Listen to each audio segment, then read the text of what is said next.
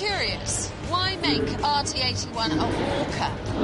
Because of the weight limit, we're allowed 200 kilos, so obviously it's a big advantage. So that seduced you? Yeah, that's it. And it means we can have bigger weapons. Who are you going for first with this remarkable weapon? We'll mostly go for the spinning disc. Okay. Yeah, and leave the flipper till last. Well, between us, they're really frightened of you.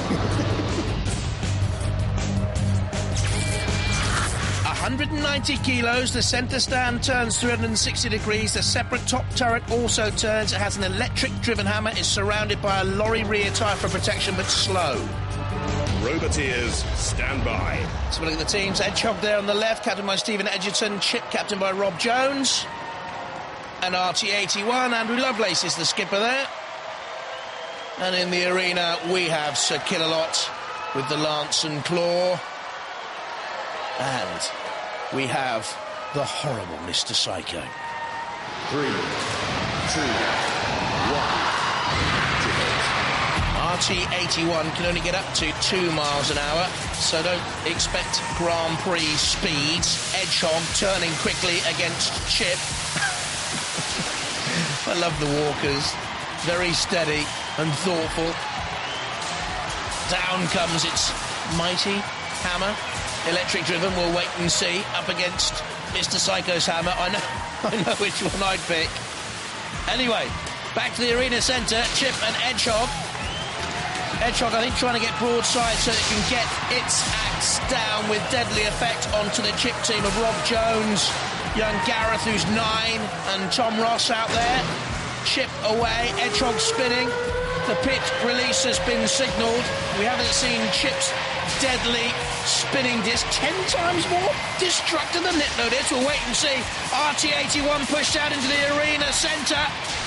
Give it a chance to get out there amongst the melee, otherwise it would have taken till the year 2086. RT81 still battling hard. There you can see the intriguing turret turn. The tyre has offered protection to the mechanics. There you can see the axe of Hedgehog has caused no real problem. It has impaled itself onto RT81, but it's not doing any real damage. And in fact, it's being turned by RT81 and being dragged, Hedgehog there. Needs to get away. Oh, Mr. Psycho gives it a helpful blow. Just caught a glimpse of Andrew Lovelace there in the quartered gold and black shirt of the RT81 colours. There he is again with Callum Collins in there with him. Hedgehog trying to spin away and get another... Oh, attacking on RT81. That's not going to happen now. Mr. Psycho's great hammer came down and Hedgehog withstood the blow. Maddened, look, doesn't know where he's aiming its own blows from its axe. Oh! Took one on the chin there, Mr. Psycho. Doesn't look very happy. He's after you. 6'2" and eyes of... Well, not blue, but anyway, he's coming after you. Hedgehog pushed against the arena sidewall. What's up to Hedgehog? Spinning around like a maddened thing. Crowd love it. Pit, pit, pit, they cry. Killalot's not going to go down there, surely. He's closing in on Hedgehog. Poor old Hedgehog did all the work in this for me. And the house robots hate him for it. And the flag of St. George has only left in tatters, I think. Well, you have to learn in new blood. Certainly worthy, brave, but naive tactics being used. That's what the New Blood Championships are all about, to try and find great robots for the future. What's he doing attacking the arena sidewall there? RT81, what are you doing in there as well? Well, they're learning lessons fast. I'm not too sure whether RT81 is manoeuvrable or mobile. The ref bot thinks not. He's counting them down. RT81 will be the first to fall. Hedgehog and Chip survive and go on. The walker walks no more. What will be left of Callum Collins' RT81, because there's someone who can damage the tyre and get to the innards. Mr. Psycho, he has a go. His pal Sir Killalot comes in. Trying the weaponry, fashioned from the jaws of life, let me remind you, used by the rescue services around the world to cut people free from wreckage. We've modified them slightly. Oh, to cause mayhem. RT81 gets a hammer blow. still standing. You see, they can use this as a basis for a robot to come back and have another go in the future if they're daft enough, really. Into the arena centre. Now that's what we call the drop zone. Why? You'll find out. That's a common garden or kitchen cooker. We've strung it up to bring it down. Oh, RT81 still standing tall, but as far as the competition goes, it takes the fall. RT81 gets a right good cooking. Hedgehog and Mr. Chip, they go through.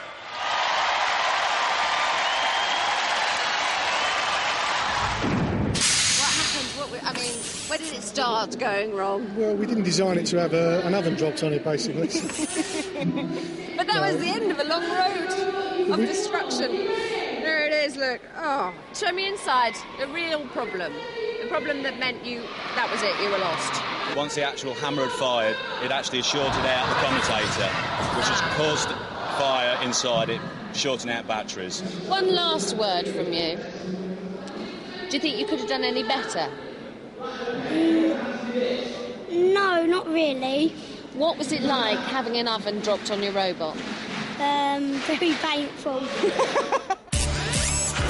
Confirmation that RT81 goes out, Chip and Hedgehog go through. This is how they line up for round 2. In a moment, Hedgehog against Hell's Teeth. But first up, Thor against Chip. Nice horns. Thank you very much. Now, rumour is rife in the pit that you guys are streets ahead before you've even got into the arena. Have these rumours reached you? Well, yeah, kind of, yeah. Go on, tell me. We're supremely confident, I think. Share the information. Well, the opponent's Chip, they've got a damaged motor on their disc, so it's not spinning up to speed, probably about half power, if that. So one good clout, and that'll be it, I think. Don't let this lead to complacency. I've seen you doing your hair in the toilets when you should have been doing the engineering. OK, rumour is rife. So you're not ready? No, we're ready. Just. Now, this motor here is the source of all the rumour. That's the one that powers the disc there. And we're hearing that it's not working. At the end of the last battle, it was damaged. A lot of help from the other guys, particularly Shep, who's basically rebuilt it. And all the magnets are back in place now, fine. Well, you see, your opponents don't think it's working. Well, they never saw it running on test, and I can assure you it was.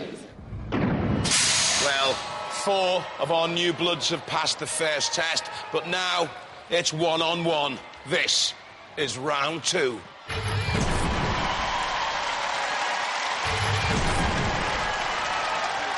Chip. What weaponry can they use? The front spikes then for Tom Ross up there in the control. Thor. Jason Marston and Lee Cornish, the Thor teammates, will have taken notice of the damage to Chip. They'll be favourites. Robotwars, stand by. In the arena, Growler with the jaws and hungry, and his owner, the very nice Mr. Psycho. Imagine having them living next door to you. 3, 2, 1. Got to go with Thor here, because I can't see what damage Chip can do. Thor's hammer didn't exactly look the most destructive, but it was persistent early on and raining a mighty blow down onto Chip that could have rendered Chip immobile with that first blow. I think it's knocked something loose. Yes, he agrees, Tom Ross. Chip is about to be fried. Down comes the hammer again of Thor. They're going nowhere. Chip here. Thor right onto the side. You could actually say it's like a chip on his shoulder. Well, no, probably you wouldn't. But anyway, Growler coming in on the attack. And Thor, forget about Chip. I've done that one. I've beaten that one. We'll take on Growler. Ill-advised. Oh, that's why. Growler hammering into Thor and squeezing it against the arena side wall. And Mr. Psycho's hammer on poor old Chip. chip potatoes, mashed potatoes, we love them all.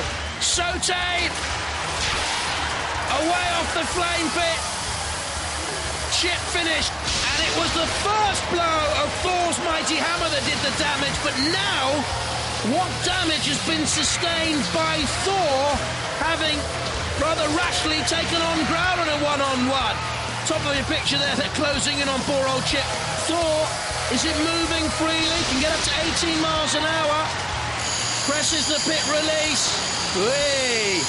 Mr. Psycho is very close.